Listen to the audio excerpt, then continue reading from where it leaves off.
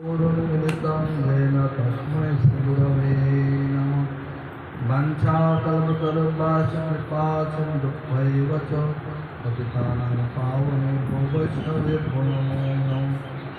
नमो महावदन्नाय कृष्णप्रेमप्रदाय ते कृष्णाय कृष्णचैतन्यनाम्ने गौरतिसे नमः।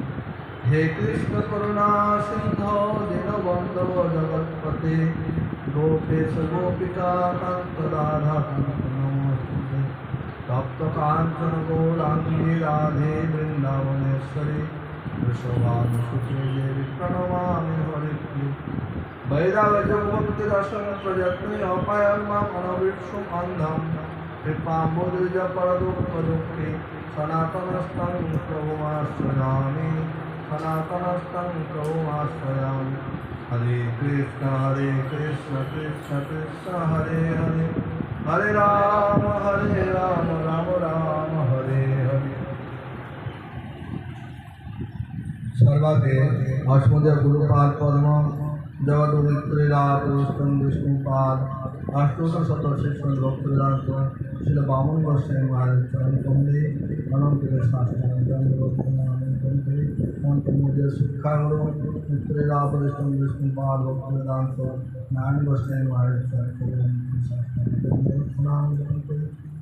बोड़ी राम संस्कृत सभापति आचार्य विष्णुपाद भक्तवेदांत माधव गोस्वामी महाराज चरण धन्यवाद प्रणाम ज्ञापन करी। नमस्कार मुझे सर्वत्र भक्तवेदांत जनार्दन गोस्वामी महाराज चरण बोले शास्त्र धन्यवाद प्रणाम ज्ञापन करे। पूजनीय वैष्णववृंद शुभ सज्जन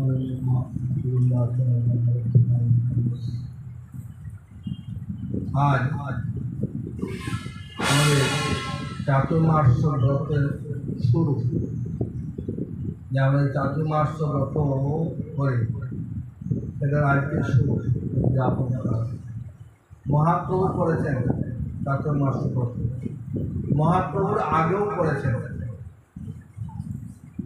আমরা পাই নারদ ঋষির জীবন চরিত্রে। নারদ ঋষি যখন সবাই ছোট্ট ছিলেন তার মা ছিলেন দাসী। সাধুরা এই শ্রাবণ ভাদ্র আশ্বিন কার্তিকে 4 মাস এক জায়গায় বসে হরিভজন করতেন। তখন সময় নারদ ঋষি তখন তো দাসপুত্র ছিলেন, তার মায়ের সাধুর সেবা করত। আর নারদ ঋষি বাচ্চা ছেলে শিক্ষক অনুযায়ী খেলাধুলা না করে এই সাধুদের কাছে বসে। আর সাধুদের স্বভাব কি কৃপা করা, ওই জন্য কী করতেন, বাচ্চা ছেলেকে কৃপা করবেন। বাচ্চা ছেলেকে খাবার দাবার দিলে বাচ্চা ছেলে ওই জন্য বাচ্চা ছেলে আজ তো সাধু ছাড়া অন্য জায়গায় যেত না। চিন্তা করছে যে আমি সাধু ভজন করবো, কিন্তু মায়ের বাধা হচ্ছে, তো কী করবেন উনি? চিন্তা করলেন কী করা যেত। তো মাকে একদিন এখন সর্প দংশন করেছে আর মা মারা গেছে। তখন কী করলেন, মায়ের সৎকারের জন্য আর অপেক্ষা করলেন না। কৃষ্ণের কৃষ্ণ রক্ষা করেন, কৃষ্ণ মানে চলো গৌর প্রেমানন্দে হরি হরি বলে ঘর থেকে বেরিয়ে চলে গেলেন। সে শোনার আরো হচ্ছে তিনি কী করছেন, সেই সময় চাতুর্মাস ব্রত ঋষিরাও করছেন। সেই জন্য আমাদের গৌরী মঠের প্রতিষ্ঠাতা নিত্যুল্লাহ বিষ্ণুপাদ ভক্তি সিদ্ধান্ত সরস্বতী গোস্বামী ঠাকুর প্রভুপাদ যখন গৌরী মঠ স্থাপন করলেন তখন থেকে তিনি চালু করলেন চাতুর্মাস ব্রত। ওই জন্য প্রভুপাদে চাতুর্মাস ব্রতের যে দাড়িওয়ালা ফটো পাওয়া যায়। কেন কেউ পরে অবিশ্বাস করতে পারে যে না আমাদের গুরুবর্গ করেনি, আমরা কেন করবো, আমরা সেভ করবো, ভালো দেখাবে না। পরম গুরুদেব দিয়েছেন চাতুর্মাস ব্রত করেছেন। আমাদের গুরুবর্গগণ শ্রী বামন গোস্বামী মহারাজ তিনি চাতুর্মাস করেছেন, শ্রী রাম গোস্বামী মহারাজ তিনি চাতুর্মাস করেছেন। এখন তারা অনুবর্তে সবাই করছেন, আমরা সবাই করছি। তো চাতুর্মাস ব্রত আমাদেরকে করতে হবে। আজকে গুরু পূর্ণিমা বলা হচ্ছে, গুরু পূর্ণিমা অর্থাৎ ব্যাস শব্দের বিস্তার। আজকে গুরু পূজা নামান্তর হচ্ছে ব্যাস পূজা। ব্যাস শব্দের বিস্তার কী করবেন না, ব্যাসদেব তিনি এসব গ্রন্থ রচনা করে সৃষ্টি চারদিকে ছড়িয়ে দিচ্ছেন কৃষ্ণ সম্বন্ধে জানক সবাই। যেমন করে তিনি বেদ বিভাগ করে জগতের কৃপা করতেন, তদ্ভাবে গুরুবর্গ ভক্তি করেন না ভগবানকে বিস্তার করেন। ওই জন্য গুরু পূজার নাম হচ্ছে ব্যাস পূজা, ব্যাস পূজার নাম হচ্ছে গুরু পূজা। তো আজকে আমরা সাধারণভাবে এটা গুরু পূজা বলা হচ্ছে, বিশেষ করে পশ্চিমাঞ্চলে এটা বেশি প্রচলন আছে। আমাদের গুরু পূজা কখন হয়? যে যার জন্মতিথিতে গুরু পূজা করে। গুরু পূজা গুরুদেব আবির্ভাব তিথিতে পূজা করি। বৎসরে কবার গুরু পূজা করা হয়? বলছে বৎসরে নয়, প্রত্যেক মাসে নয়, প্রতি ঘন্টায় নয়, প্রতি মুহূর্তে গুরু পূজা করতে হবে। যে গুরুদেবের আবির্ভাব তিথিতে ভালো করে একটা মালা কিনে নিয়ে এলাম, নিয়ে এসে পড়িয়ে দিলাম, এটাই গুরু পূজা। গুরু পূজা মানে খালি গুরুদেবের পূজা নয়। আচার্য বর্গগণ আছেন, তাদের পূজা সহ গুরু পূজা করতে হবে। খালি গুরুদেবের পূজা করলাম, যথাযথ গুরু পূজা হলো না। দেখুন গৌড়ে মঠে দেখবেন, লক্ষ্য করবেন যে গুরুদেবের আলেখ্য তো থাকেই, সঙ্গে সঙ্গে গুরু বর্গের আলেখ্য থাকে। আগে গুরুদেবের চরণে পুষ্প দিয়ে পরে পরে পরে পরে দিতে হয় সবাই। এই হচ্ছে যথাযথ গুরু পূজা। খালি গুরুদেব পূজা করলাম আর কাউকে গুরুবর্গের পূজা করলাম না, এর সমচিন্তা। গুরুবর্গের পূজা করে গুরু পার্ব ভক্তি করেন। তার জন্মতিথিতে গুরু মহারাজ নিজে দেখেছে, গুরু মহারাজ বলছে আজকে আমার গুরু পূজা, আমি আমার গুরুবর্গের পূজা করব। পূজা করে তাদের কৃপা আশীর্বাদ দিয়ে ব্যাস আসনে বসেন। তার অনুগত যারা শিষ্যরা তারা গুরু পূজা করবেন। তো ওই জন্য আজকে বলা হচ্ছে গুরু পূর্ণিমা। সনাতন গোস্বামীর কথা শুনলেন যে সনাতন গোস্বামী বিরাট বড় যে হোসেন শাহ, সে তার দরবারে ছিলেন প্রধানমন্ত্রী, আর রূপ গোস্বামী ছিলেন অর্থমন্ত্রী। এই দুটোই ভালো পোস্ট। এই সবাই এটা নেওয়ার জন্য ব্যস্ত। সমস্ত কিছু ত্যাগ করে দিলেন। ত্যাগ করার আগে রাজা বাদশাহ বুঝতে পারলেন যে এর তো বড় ভাই রূপ গোস্বামী তিনি ত্যাগ করে চলে গেছেন, আজ রাজকার্যে আসছে না, এও তো ফাঁকি দিবে। বাদশাহ জানতো যে সনাতনের থেকে রূপ বড়, তাই বলছে তোমার যে বড় ভাই দস্যু ব্যবহার করলো, তো আমার সঙ্গে চলো। সনাতন গোস্বামী কি করলেন? বলছে আমার শরীর অসুস্থ, তার আগে থেকে কদিন আগে থেকে রাজকার্যে যাচ্ছেন না। বাদশাহ কি করলেন? লোক পাঠালেন বৈদ্য, বৈদ্য গিয়ে দেখে যে তো সুস্থ, ভাগবত কথা আলোচনা করছে। তখন সময় রাজা নিজে চলে আসলেন, প্রধানমন্ত্রী তো, তারা নিজে চলে আসলেন, এসে বলছে তুমি তো সুস্থ আছো। তখন সনাতন গোস্বামী উপদেশ দিয়ে দিলেন কি, যে দেখো যে যেরকম কর্ম করছে সে সেরকম ফল পাবে। আমার রুচি নয়, আমাকে অব্যাহতি দেওয়া হোক। তো রাজা বলছে দেখো আমি কি করি, নামেই হচ্ছে আমি রাজা।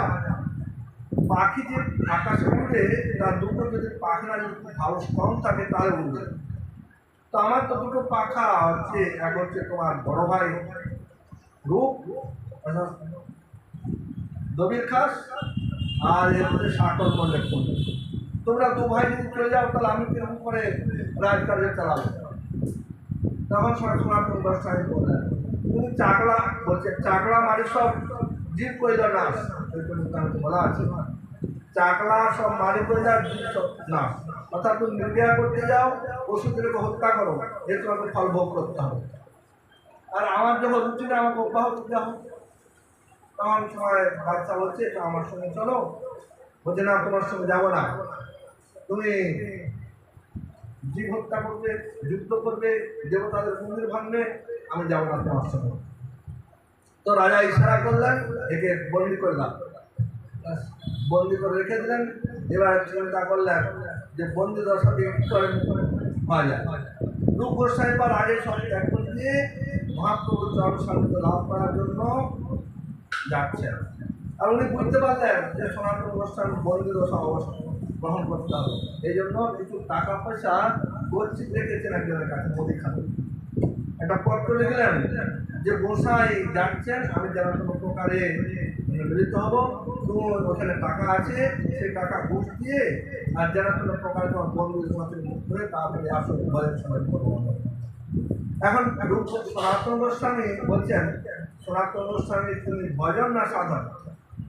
শিবের হচ্ছে সাধন, আর যারা হচ্ছে মহাপুরুষ উন্নত অধিকারী তাদের হচ্ছে ভজন। আমাদের সাধক সাধিকা আমাদের কি না, আমাদেরকে সাধন করতে হবে, সাধনের সিদ্ধি লাভ করতে হবে। আর ওনারা কি, ওনারা হচ্ছে ভগবানের নিজেজন, তাদের ভজন, ভজন চাষ করতে পারে। তো সনাতন গোস্বামী পার তিনি কি করলেন, বললেন যারা তারা অর্থনীতি ছিল তাদেরকে বললেন, দেখো আমি যখন সর্বমন্ত্রী ছিলাম তোমাদের তো অনেক সাহায্য করেছি, তো আমাকে মুক্তি দিয়ে দাও। তারা বলছে আমরা তো মুক্তি দিতে পারি, কিন্তু বাদশাহ এসে যখন জানবে তখন সময় বলছে আমি এখানে থাকবো না, আমি মক্কা মদিনা চলে যাবো, যে যাকে ভালোবাসে তার নাম শুনলে তো ভালো হয়। তো মুসলিমদেরকে বলছে আমি মক্কা মদিনা চলে যাবো, এখানে থাকবো না। আর বাদশাহ আসতে বলবে যে ও শৌচালয়ে গিয়েছিল, দারুক আসন কোথায় গিয়েছিল, আর তখন তো ওরা টললো না, না টলনা কি বলো, বলে না সোজা আঙুলে দিয়ে উঠবে না, প্রণামই দিতে হবে কিছু। আজকে অফিসে কাজ করতে যাবেন, ও ফাইল ওখানে থেকে যাবে, বছরের পর বছর ওখানে থাকবে, আর একটু প্রণামী দিয়ে দেবেন, বাস প্রণামী মানে একটু বুক দিয়ে দেবেন, বাস সমস্যা হয়ে যাবে। হ্যাঁ আমাদের আজকে হয়ে যাবে। তো সনাতন গোস্বামী বুঝতে পারে কিছু দিতে হবে, তাই কিছু টাকা দিতে দেন, তখন দাম করছে আরো টাকাটা বাড়িয়ে দেন, ব্যাস সনাতন গোস্বামী বা তার যে সেবক ঈশানকে নিয়ে আর সমস্যা এগিয়ে যাচ্ছে। পাটলা পর্বত একটা আছে, সেই পাটলা পর্বত পার হয়ে যাবে। তো পাটলা পর্বতটা বিরাট বড় আর ভয়ে আছে, সেই জন্য সনাতন গোস্বামী পার ওনার অবস্থান করলেন। অনেক ভূঁয়ারা আছে, ভূঁয়াদের সঙ্গে কি করে একজন জ্যোতিষী আছে, সে জ্যোতিষী দেখে বলে দেয় যে কাছে এত টাকা আছে। সনাতন গোস্বামী পাদের সঙ্গে ঈশান, ঈশানের কাছে 8টা মোহর আছে। তো সনাতন গোস্বামী পাদ চিন্তা করলেন আমাকে এত তোয়াজ করছে কেন। যখন ট্রেনে যাত্রা করলেন অযাচিত ভাবে যদি আপনার সঙ্গে খুব কিছু দেখাতে চায়, আপনি দূরত্ব বজায় রাখবেন, ফেসে যাবেন না। কেন এরকম করে দেখা গেছে যাদের অনেক টাকা পয়সা চুরি হয়, অনেক কিছু হয়। তো সনাতন গোস্বামী পাদ তিনি মন্ত্রী, তিনি বুঝতে পারলেন এর সঙ্গে আমাদের পরিচয় নাই, আমাকে এত তোয়াজ করছে কেন। তখন সবাই সনাতন গোস্বামী পাদ তার সেবককে জিজ্ঞাসা করলেন যে আচ্ছা তোমার কাছে কিছু আছে? বলছে হ্যাঁ প্রভু, আমার কাছে 7টা মোহর আছে। না এগুলো কেন নিশ্চ, কাল এগুলো কাল জম সদৃশ, ভগবান রক্ষা করেন এটা বিশ্বাস নেই। এখনই আমরা মহারাজকে স্মরণ করলাম, 26টা গুণে পরিপূর্ণ হলেও যদি কৃষ্ণের স্মরণ গুণ না থাকে তো কোনো গুণের মূল্য নেই। কৃষ্ণের স্মরণ হতে হবে সবকে, আমার যে যত কৃষ্ণের স্মরণ হতে পারবে তার তত কল্যাণ বেশি হবে। তো সনাতন গোস্বামী পাদ এগুলো কালজমকে কেন নিয়ে এসছো? তখন সময় সনাতন গোস্বামী পাদ সেবককে নিয়ে আর ভূঁয়াকে দিয়েছে। তো ভূঁয়া বলছে কি আপনার সেবকের আঁচলে এখন একটা মোহর আছে, আজকে রাত্রিতে আপনাদেরকে মেরে আর এই আমরা নিয়ে নিতাম, ভাই ভালো হলো আপনি দিয়ে দিলেন যখন, আর আমরা মারবো না, দিল থাক। তারা বলছে দেখুন আপনারা যদি না নেন অন্য কেউ তো আমাদের মেরে নিয়ে নেবে, তাতে আপনাদের পূর্ণ হবে, আমাদের পার করে দেন, ব্যাস পার করে দিল। পার করে দেওয়ার পরে আর সনাতন গোস্বামী পাদ বলছে ঈশান, না প্রভু তোমার কাছে আরেকটা মোহর আছে? হ্যাঁ প্রভু আমার কাছে আরেকটা, আমি সবটা দিই নাই, আমরা তো বোকা নাকি সব দিয়ে দেবো। বলছে আমার কাছে একটা আছে, যাও তুমি এটা নিয়ে বাড়ি চলে যাও। না প্রভু এটা তো আপনার সেবার জন্য রেখেছেন, সেবার জন্য রেখেছে, কৃষ্ণের তো স্মরণ হতে পারবে না, কৃষ্ণ আমাদের রক্ষা করেন, পালন পোষণ করেন, এটা বিশ্বাস নেই। মাতৃগর্ভে বাচ্চা আসতে ভূমিষ্ঠ হয়ে কি খাবে? মাতৃস্থলে দুধ পাঠিয়ে দিচ্ছেন ভগবান। এত দয়ালু, এত দয়ালু কৃষ্ণ ছাড়া আমরা কার ভজন করবো? আমাদের দুর্ভাগ্য, আমরা কৃষ্ণকে ছেড়ে দিয়ে কৃষ্ণ বন্দে জগৎগুরু, কৃষ্ণের পূজা করতে হবে। কৃষ্ণ হচ্ছেন গুরু। আর তখন বলে যে তুমি এটা নিয়ে ফিরে যাও, ভগবানের প্রতি কোনো বিশ্বাস নেই। সনাতন গোস্বামী পাঠ করলেন, একটা ভোট কম্বল পেলেন, আর যে ভক্তি প্রতি শ্রীকান্ত, শ্রীকান্ত দিয়েছেন তাকে কি ভোট কম্বল পাই। আর মহাপ্রভু তখন সময় কাশিতে আসেন। তো মহাপ্রভু কাশিতে তখন বিশ্ব আর চন্দ্রশেখর তার সঙ্গে কথোপকথন করছেন। দেখো তো বাইরে একজন অপেক্ষা বৈষ্ণব গেলেন, গিয়ে দেখেন কেউ তো নেই। বলছে কেউ আছে? বলছে হ্যাঁ, এই দরবেশ আছে। হে দরবেশ নিয়ে আসে। সনাতন গোস্বামীর বস্ত্র মলিন হয়ে গেছে, বড় বড় দাড়ি হয়েছে, নিয়ে আসে। তো সনাতন গোস্বামী পাদ এসেছেন, মহাপ্রভু জোর করতে আলিঙ্গন করতেছেন, খুব আমাকে স্পর্শ করবেন না, আমি অপবিত্র। দৈন্য করছেন। মহাপ্রভু জোর করে তাদের করলেন, যা তো অবাক হয়ে যাচ্ছে। তারপরে মহাপ্রভু বারবার ওই ভোট কম্বলটার দিকে তাকাচ্ছেন। সনাতন গোস্বামী বুঝতে পারলেন যে আমি মাধবপুরে ভিক্ষা করছি, আর পোশাকে আমার ভোট কম্বলটা খুব দামি পোশাক। এটার দিকে মহাপ্রভু কিছু বললেন না। যারা বুদ্ধিমান বুদ্ধিমতী হবে তারা বৈষ্ণবগণের গুরুদেবের দৃষ্টিতে সব কিছু বুঝে নিতে হবে। সব কিছু বললে হবে না, বললেও পরে সেবা সে হয় মধ্যম, না বলিলে পরে সেবা সে হয় উত্তম, আর বলিলেও না করে সেবা সে হয় অধম। গুরু বৈষ্ণবগণের টাকাতে বুঝে নিতে হবে কি কখন কি দরকার, সেটা সকালে বুঝতে হবে যে আমাকে বলবে তারপরে করবো। এটা হচ্ছে মধ্যমধিকারী লক্ষণ। তো সনাতন গোস্বামী বুঝতে পারলেন। সনাতন গোস্বামী পাঠ দিয়েছেন স্নান করতে, আর একটা গৌরী অতি করছে, কাঁথা বসে দিয়েছে। বলে ভাই তোমার কাঁথাটা দাও না আমার ভোট কর্মটা নিয়ে। তো বলছে আপনি যে প্রামাণিক ব্যক্তি আর আমার সঙ্গে রসিকতা করছেন, বলছেন না সত্যি। তখন সময় সনাতন গোস্বামী পাঠ নিলেন আর বক্তব্যটা দিয়ে দেবেন। তারপরে মহাপ্রভু দেখে খুব খুশি হয়েছেন। বলছে দেখো কৃষ্ণ তোমার ঘর সংসার সব ছাড়ালেন, আর ওই ভোট কম্বলটা প্রতি আসক্তি, এত দামি কম্বল ঠিক না, শোভনীয় না। তখন সময় মহাপ্রভু বললেন আমাকে বস্ত্র দাও। তখন ওরা নতুন বস্ত্র দিচ্ছেন। তখন বলছেন না, যদি আমাকে বস্ত্র দিতে হয় আপনাদের ব্যবহৃত বস্ত্র দেন। যে শিক্ষণীয় কি না, বৈষ্ণবের ব্যবহৃত দ্রব্য আমাদের গ্রহণ করতে হবে না, ব্যবহার করার জন্য সামনে যেতে হবে। বৈষ্ণবের ব্যবহৃত দ্রব্যের মধ্যে আমাদের কল্যাণ হয়। তার একদিন গুরু মহারাজ আমাকে কি করছেন, একটা গেঞ্জি দিয়েছেন না ব্যবহৃত, আমার পিছনে পাতলা। গুরু মহারাজ নিয়ে আবার ফেরত দিয়েছেন। বলে কি হলো, ফেরত দিয়ে দিচ্ছেন, এটা মানায় না, আমার শরীর মোটা, তা আবার নিয়ে আবার পর একটা গেঞ্জি দিয়ে। গুরু মহারাজের সামনে কেউ যদি ছেঁড়া করি বা গুরু মহারাজের সঙ্গে সঙ্গে ছেড়ে দেবেন, দিয়ে আগে একটা কেনেন। ঠাকুরের সামনে ছেঁড়া কেমন করে ঘুরতেন। সনাতন গোস্বামী পাঠ করলেন, বলছেন যে আমাকে যদি বস্ত্র দিতে হয় আপনাদের ব্যবহৃত বস্ত্র দেন। তো সেটা আবার ফিরে দৌড় কবুল করে পরিধান করলেন। এবারে সনাতন গোস্বামীর যে মূল বস্ত্র, সনাতন গোস্বামী তিনি জানেন আমি কে। মহাপ্রভুকে বলছেন প্রভু আমি কে, কে আমি কেন মরে যাবে তাপত্র ইহা নাহি জানি পরিচয় হিত হয়। আমাদের যখন সৌভাগ্যের উদয় হয় কোনো জীবের সাধক সাধিকা, তখন জানতে ইচ্ছা করে আমি কে। এই যদি ইচ্ছা না হয় তাহলে তার ভজন সাধন কোনদিন হবে না। আমি কে, কেন এই জগতে আসছি, মৃত্যু করে কোথায় যাব, কে আমি কেন মরে যাবে তাপত্র ইহা নাই জানি পরিচয় হিত হয়। সনাতন গোস্বামী পাঠ তিনি মন্ত্রী, তিনি জানেন না তিনি কে।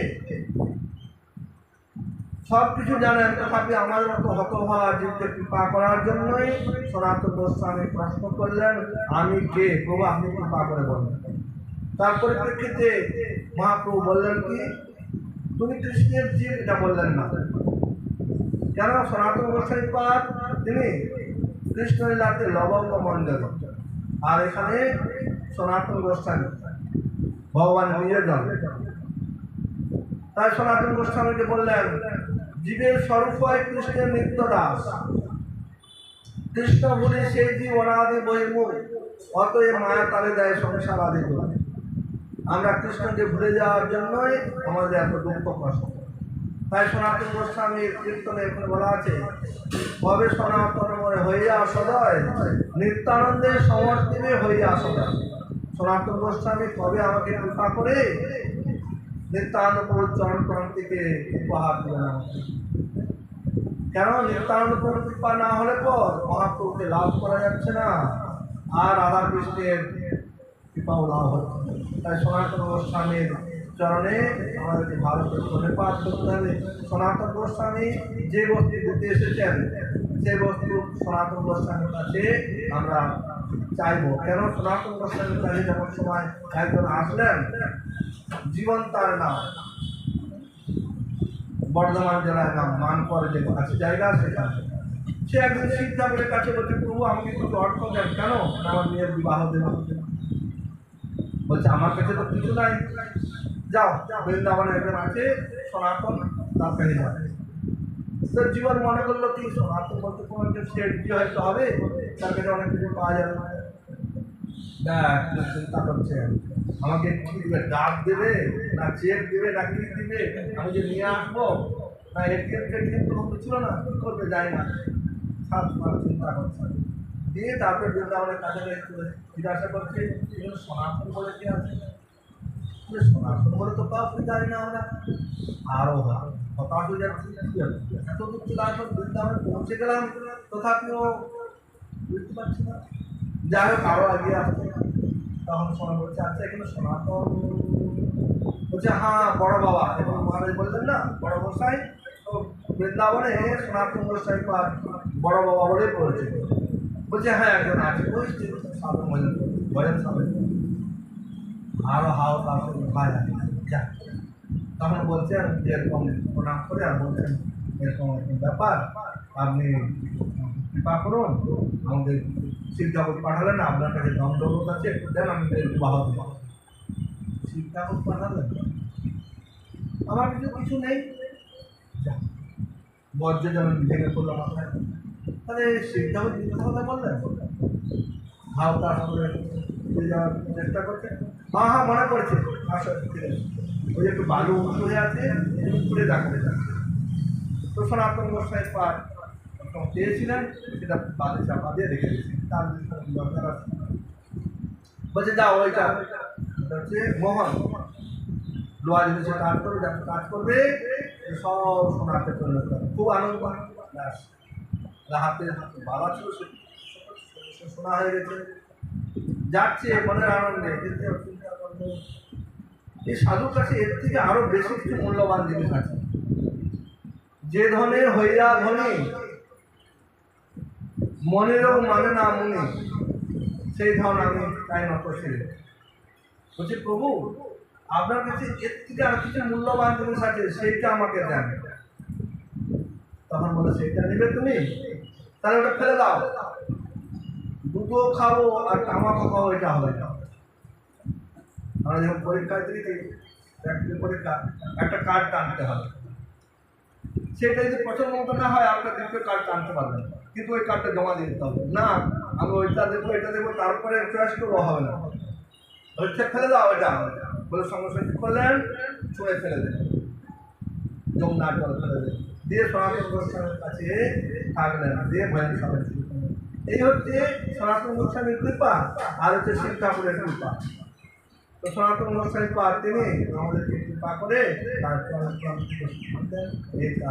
তার শিরোভাব দিচ্ছে, এইটাকে প্রার্থনা করি, দুর্বল প্রার্থনা করি। সনাতন গোস্বামী যেসব গ্রন্থ লিখেছেন, প্রচুর গ্রন্থ, এত গ্রন্থ প্রকাশিত হয় নাই, সমাধি দেওয়া আছে, দন্ত সমাজে সনাতন গোস্বামীর রুটি সেবা করতে অল্প রুটি সেবা করতে। এখানে আমরা মদন গোপাল শ্রবণ করলাম, সময় হয়ে গেছে, এখানে রাখছি। বাঞ্ছা ভয়ে বছর পবিত্র পাবনের বৈষ্ণবের ভো নমঃ। পূজার